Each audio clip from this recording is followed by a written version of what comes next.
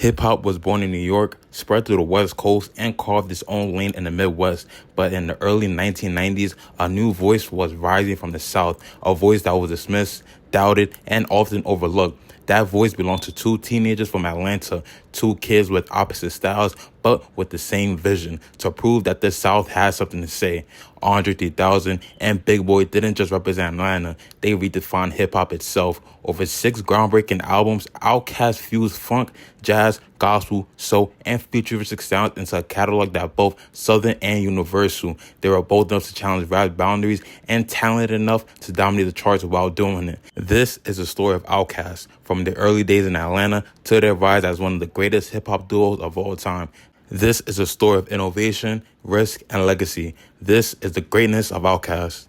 Before OutKast became legends, there were just two kids growing up in the South, navigating the streets, the schools, and the rhythm of Atlanta. The city was buzzing, but it wasn't yet known as a hip-hop capital. At the time, the South was fighting to be taken seriously in rap. Too many in New York and Los Angeles, Southern rappers sounding slow, country, even comical. But to Andre Benjamin and Antoine Patton, Atlanta wasn't a weakness. It was a foundation for something new.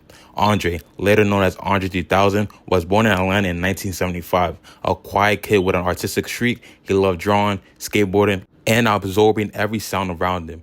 Antoine, later known as Big Boi, was born in the same year in Savannah, Georgia, before moving to Atlanta as a child. He grew up immersed in funk, soul, and the raw energy of the streets. Where Dre was eccentric, reflective, and experimental, Big Boi was bold, charismatic, and grounded in classic Southern flavor. Two different personalities, but one shared obsession with hip-hop itself. They met as teenagers while attending Tri-Cities High School, a magnet school for the performing arts. They clicked immediately, freestyling in hallways, skipping classes to write rhymes, and challenging each other to get sharper with every bar. Their chemistry was undeniable. Big Boi brought the rapid-fire precision, while Andre brought the imagination and left-field ideas. They balanced each other in the street and the surreal, the grounded and the galactic.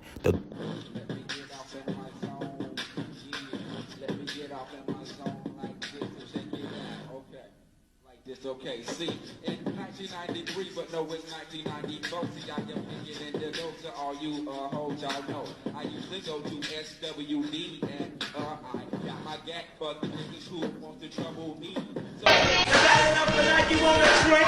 Thinking about the drugs, might be good, you better stick. Gotta be bad when you lay on your back. You never to have sex with, you don't care about that to see. Now you wanna get away. You wanna get away. Under your bracket and your man is not going away. Thinking about him, so you make your baby sick. By drinking and smoking, you're dying real quick. The duo soon caught the attention of Organized Noise, a production collective from Atlanta's Dungeon family that included Rico Wade, Ray Murray, and Sleepy Brown. The Dungeon, as it was called, became the creative home where OutKast began shaping their identity. Surrounded by like-minded innovators like Goody Mob, they forged a new sound, southern, funky, and unapologetically different. It was in a dungeon where Big Boi and Andre 3000 officially became OutKast, outsiders ready to take on the world. In 1992, they landed a deal with LaFace Records, the Atlanta label founded by L.A. Reid and Babyface. At the time, LaFace was known for R&B acts like TLC and Toni Braxton. OutKast would be their first major hip-hop signing, a risky move for the label, and an opportunity that would forever change the course of Southern rap forever. With Organized Noise behind the boards and LaFace taking a chance on them, Andre and Big Boi were ready to craft their debut album. The world didn't know it yet, but Atlanta's voice was about to explode onto the national stage.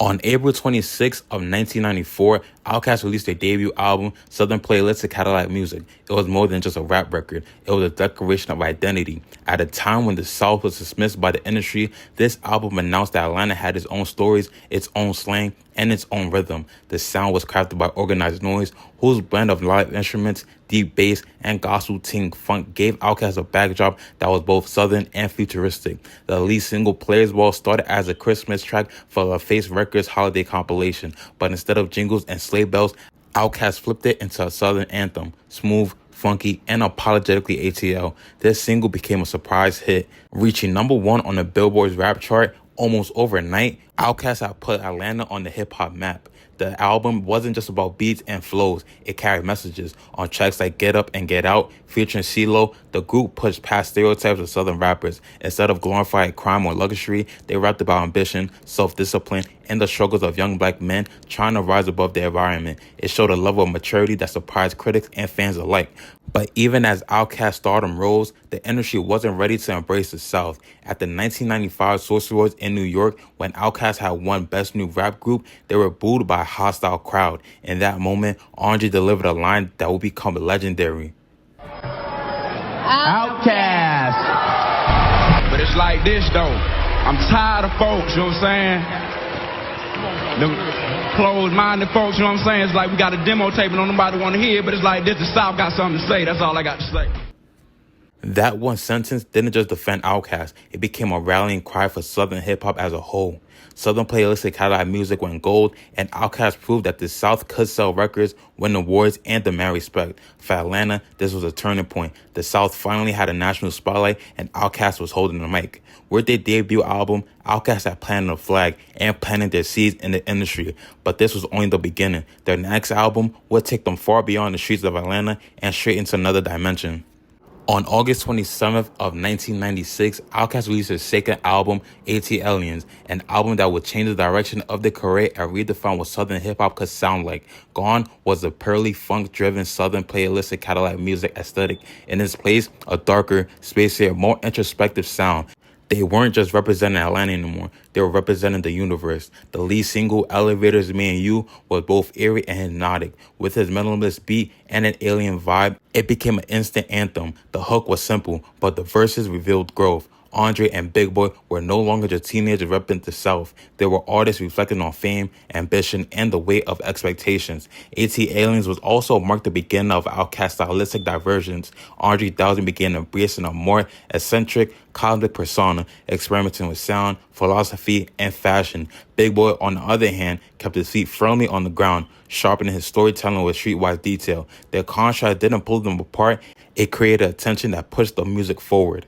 The industry took notice though. ATLiens debuted at number 2 on the Billboard 200 and sold over 350,000 copies in its first 2 weeks of release, and eventually went double platinum. So this proved that OutKast was no longer just a one-album wonder group or duo. They had found their voice, and that voice sounded like nothing else in hip-hop at that time. With ATLiens, OutKast broke the mold. But in just 2 years later, they will refine their vision even further, creating something what many consider their masterpiece album. On September 29th of 1998, OutKast released Aquemini, the title of fusion of their zodiac signs, Aquarius for Big Boi and Gemini for André 3000. It symbolized duality, grounded in cosmic, street, and spirit, earth, and sky. If ATLiens was a bold experiment, Aquemini was a perfect balance. The lead single, Rosa Parks, became both a declaration and a celebration, and also a controversy. It was a harmonica-driven beat, and a sing-along hook made it a hit, but it also drew legal attention from the civil rights icon herself, Rosa Parks. Still, the song captured OutKast at their sharpest. The album peaked at number 2 on both Billboard 200 and the top R&B hip-hop albums chart. The album was certified platinum in November of 1998, also 2 months after it was released, and was certified double platinum on July 2nd of 1999. Across the album, the production expanded into live instrumentation, cinematic layering, and deep funk grooves. Songs like The Art of Storytelling displayed their lyrical maturity, weaving narratives with vivid imagery. Tracks like Spooty Oodie Delicious, The Dopalicious blended rap with spoken word and brass horns, creating a vibe that was both timeless and futuristic. Also, the song Scooter on a Barbie featuring Raekwon the Chef was also a banger as well. Critics hailed Aquemini as a masterpiece. It went platinum, cementing OutKast as hip-hop visionaries, and is still ranked among the greatest rap albums ever made. More importantly, it showed that Southern hip-hop wasn't just about proving itself anymore. It could lead the entire culture. With a And the winner is... I already know, I feel it in my bones. ATLiens, baby! OutKast! What's up? First of all, I want to give all praises to God, you know what I'm saying, because without him there would be no us, you know what I'm talking about? I want to say what's up to my mother in the house tonight, Miss Benjamin Dre's mother, you know what I'm saying, And this award right here is not just for OutKast, it's for the whole Dungeon family up here, right here, organized noise.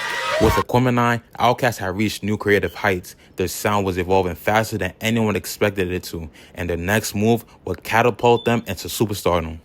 The year is 2000. The world had just stepped into a new millennium, and OutKast was about to deliver a soundtrack for the future. Their fourth album, Stankonia, wasn't just music, it was a revolution, an electrified high-voltage statement that hip-hop could be fast, political, funky, and apologetically Southern all at once. The lead single, B.O.B., aka Bombs Over Baghdad, was unlike any other thing the rap had ever seen or heard before. Furious drums and bass samples, gospel choirs, and rapid-fire verses about war, paranoia, and faith. It was chaotic but controlled. A sonic explosion that proved OutKast was 2 steps ahead of everyone else in the industry. On Stankonia, OutKast experimented with psychedelic funk, punk rock energy, and futuristic hip-hop production. They pushed tempos to the breaking point, layered distorted synths over live instrumentation, and embraced chaos as a form of art. The result was a sound that no one else could imitate. Then came Miss Jackson, a global anthem disguised as a breakup song. But it wasn't just any breakup song. André 3000 wrote it about his relationship with Erykah Badu, and the song became an apology not just to her, but to mothers everywhere around the world. The track went #1 on the Billboard's Hot 100, winning OutKast their first Grammy for Best Rap Performance by a Duo or Group. And the Grammy goes to Stankonia, OutKast! Yeah, appreciate it, man. First, want to give thanks to the Lord above for allowing us to be here, and participate in the Grammys. I want to give a shout out to our record company, Astro Records, L.A. Reid, Clyde Davis. We got to give it up for Family Tree Management. That's Blue Williams holding it down. Dre, what's up, Dre? I just want to say a short thank you, and it's only the beginning. We're in the studio right now working on new stuff. OutKast Clothing Company. All that. We love y'all. Look out for OutKast, peace. Can't forget about Chris Chambers. We love you, folks. Peace. Big Boi was also deliver his own classic moments. So Fresh, So Clean was his anthem, a slick, pimped-out celebration of Southern cool. It showed how their duality always worked. André was the experimental dreamer. Big Boi was a smooth realist. Together, they were unstoppable.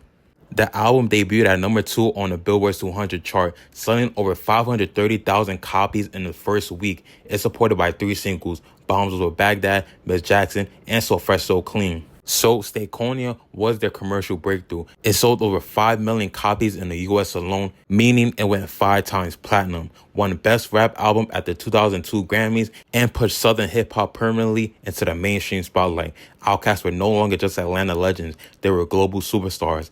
Beyond sales and awards, Stankonia had cultural weight. It wasn't afraid to touch politics with tracks like Gasoline Dreams. It wasn't afraid to push tempos to the edge with Bombs Over Baghdad.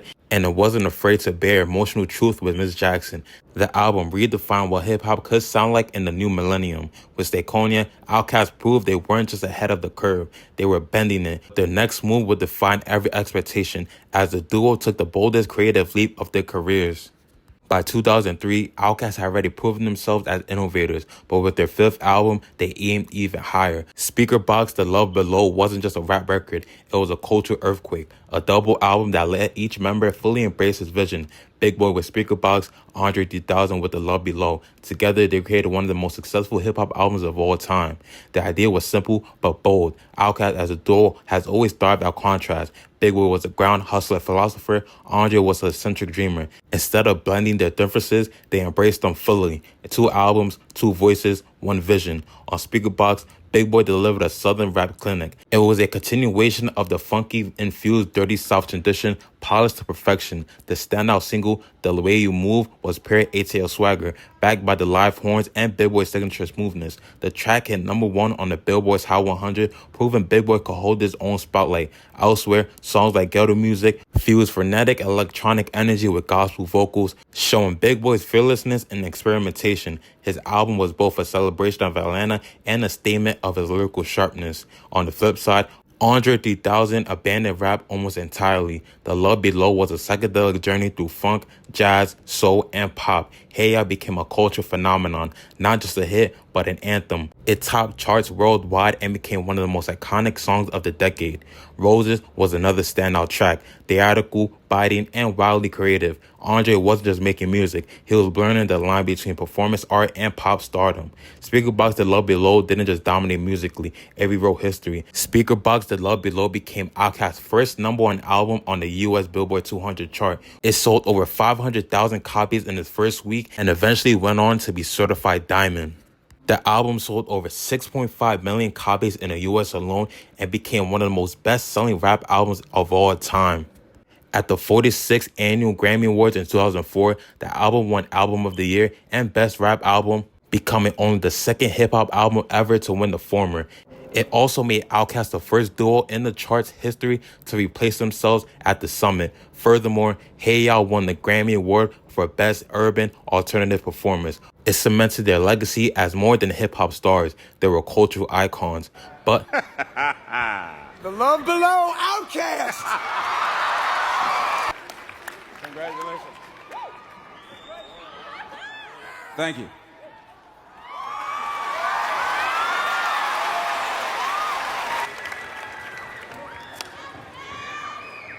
Speakerboxxx, The Love Below, OutKast. But success came at a cost. The double album highlighted their growing creative distances.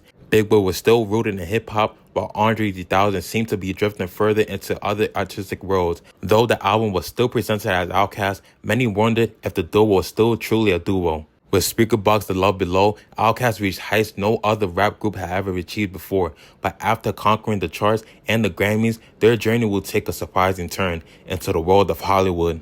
On August 22nd of 2006, OutKast took their artistry to the big screen. Idlewild was more than a soundtrack or a rap album. It was a full cinematic experience. André 3000 and Big Boi didn't just perform in the film. They starred as Percy and Rooster. The project was ambitious. OutKast wanted to merge hip-hop sensibilities with classic Hollywood storytelling, creating a world where their music and cinematic vision could coexist. The film showcased their flair for storytelling, combining action, humor, and heartfelt drama. The accompanying soundtrack was equally inventive. Idlewild blended jazz, funk, and hip-hop with vintage swing, mirroring the film's 1930s aesthetic. Standout tracks like Mario and Morris Brown captured OutKast's willingness to experiment, proving they could push musical boundaries while still appealing to mainstream audiences. Though the film received mixed reviews, the soundtrack was celebrated. It went platinum and solidified OutKast's reputation as innovators willing to risk it all creatively. Few hip-hop artists have ever dared to tackle a project so ambitious, combining narrative, music, and historical homage into a single cohesive vision. Idlewild also marked the beginning of André 3000's deeper exploration into acting and broader artistry, while Big Boi continued to refine his music and business ventures. André would start stepping further into film, fashion, and other creative endeavors, showing that OutKast's brand was limited to music alone. Idlewild might not have matched the commercial heights of Speakerboxxx, The Love Below, but it represented a new chapter. The duo, as multi-dimensional artists, they had proven that OutKast could thrive in music, film, fashion, and beyond, a level of cultural influence few hip-hop acts have ever achieved. After Idlewild, OutKast's trajectory changed. While their output slowed, their influence only grew. They had reshaped Southern hip-hop, expanded the boundaries of rap, and created a blueprint for what it meant to be artistic visionaries in the 21st century. Also, in 2005, André 3000 starred in the movie Four Brothers, and he also starred in the movie Semi-Pro in 2008, and in 2006-2008, he had his own TV show called Class of 3000. Also, in 2006, Big Boi starred in an iconic movie, ATL, with his iconic character in the movie as well. If you haven't seen that movie, I suggest you go check it out and watch it fully. Now, OutKast didn't just make music, they changed the way the world saw Southern hip-hop, from their beginnings in East Point, Atlanta, to arenas and award stages worldwide. André 3000 and Big Boi transformed skepticism into respect, outsider status into superstardom, and innovation into a lasting blueprint for creativity. When OutKast emerged in the early 1990s, the South was often ignored in hip-hop. The prevailing narrative centered on New York and Los Angeles.